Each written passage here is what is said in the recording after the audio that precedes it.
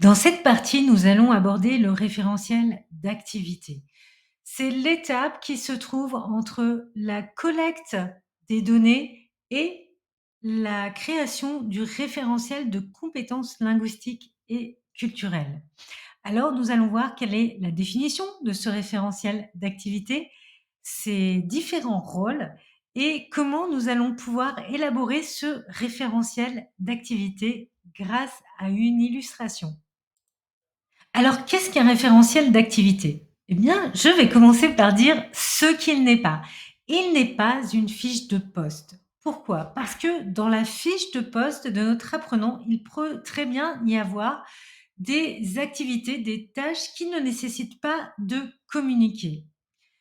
Donc, ce référentiel d'activité se rapproche de la fiche de poste de l'apprenant, mais n'y figureront que les tâches qui vont nécessiter de s'exprimer ou de comprendre un message à l'écrit ou à l'oral.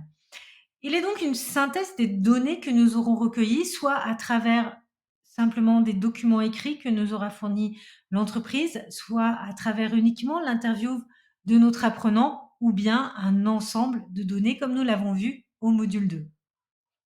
Ces données, nous allons les mettre en forme dans un tableau afin de les classer et les tâches seront formulées grâce à des verbes d'action et cela inscrit bien la démarche de conception de formation en langue sur objectif spécifique ou en langue sur objectif professionnel dans une perspective actionnelle.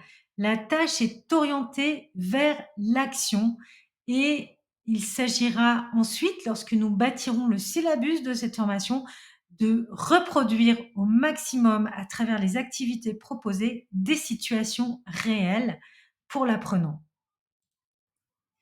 Voici donc la définition du référentiel d'activité. Il est un document pédagogique essentiel élaboré dans le cadre de la conception de formation en langue sur objectif spécifique ou de formation en langue sur objectif professionnel. Il recense de manière détaillée l'ensemble des tâches et activités et situations professionnelles spécifiques auxquelles les apprenants sont confrontés dans leur métier ou dans un contexte professionnel particulier. Il est l'étape qui précède la définition des compétences linguistiques et culturelles nécessaires aux apprenants. Alors, quels sont les rôles du référentiel d'activité?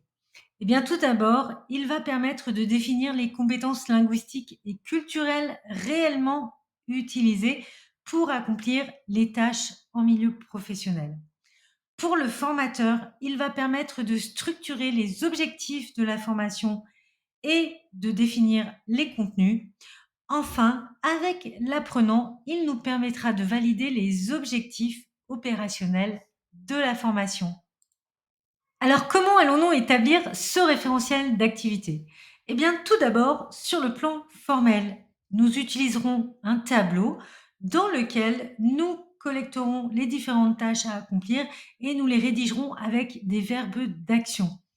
Enfin, nous allons repérer les types de documents ou d'interactions qui dominent l'univers de travail des apprenants à l'écrit et à l'oral. C'est ce que nous allons voir à travers un exemple précis dans la slide suivante.